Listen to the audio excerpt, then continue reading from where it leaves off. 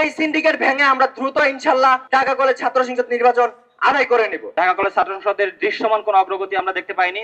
আমরা চাই লেজুর ভিত্তিক রাজনীতি থেকে বের হয়ে বর্তমান শিক্ষার্থীদের মাধ্যমে ঢাকা কলেজের রাজনীতি গঠন হোক। যদি বাংলাদেশের পাবলিক বিশ্ববিদ্যালয়গুলোতে ছাত্র সংসদ নির্বাচন হয় তাহলে কেন কলেজগুলো বাদ যাবে?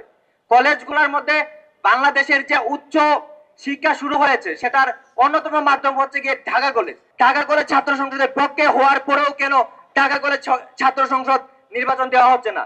ছাত্র দলের ভাইয়েরা পজিটিভ, বাকশাসের ভাইয়েরা পজিটিভ এবং বাম ডান শিবির যতগুলো রাজনৈতিক দল আছে সবাই চায় ঢাকা কলেজ ছাত্র সংসদ নির্বাচন হোক। প্রত্যেকদের স্টেটমেন্ট আছে, প্রত্যেকটা কলেজ প্রশাসনের সাথে আলোচনা করে, তারপরেও কেন নির্বাচন দিচ্ছে না?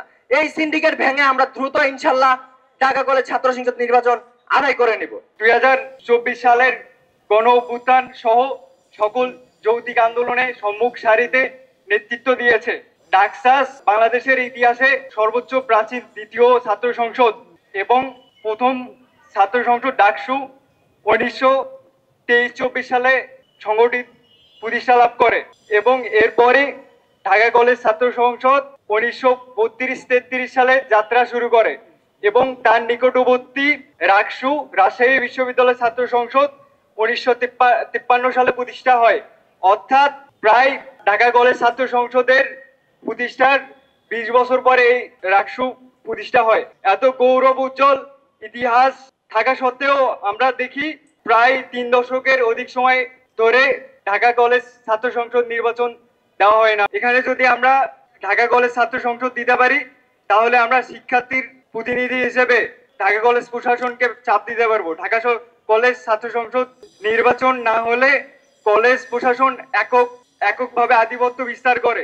ঢাকা কলেজ ছাত্র সংসদ নির্বাচন দিলে সেটা শিক্ষার্থীর পক্ষ থেকে আমরা প্রশাসনের সাথে লড়াই সংগ্রাম করে আদায় করব ইনশাল্লাহ। এই প্রতিষ্ঠানে অন্তত 25 বার ছাত্র সংসদ নির্বাচনের রেকর্ড রয়েছে। একই সাথে প্রায় 3 দশক ধরে নির্বাচন বন্ধ থাকারও ইতিহাস আছে। আমরা বাংলাদেশ 2.0 যেটা 5 আগস্টের পরে শুরু হয়েছে, এই সময় এসে আমরা প্রত্যাশা করেছিলাম যে আরো অনেক আগে ছাত্র সংসদ নির্বাচনটা অনুষ্ঠিত হবে, কিন্তু আমরা বারবার বিভিন্ন ধরনের কার্যক্রম পরিচালনা করার পরেও ঢাকা কলেজ ছাত্র সংসদের দৃশ্যমান কোনো অগ্রগতি আমরা দেখতে পাইনি। সেই ধারাবাহিকতায় আজকে আমাদের এই কর্মসূচি।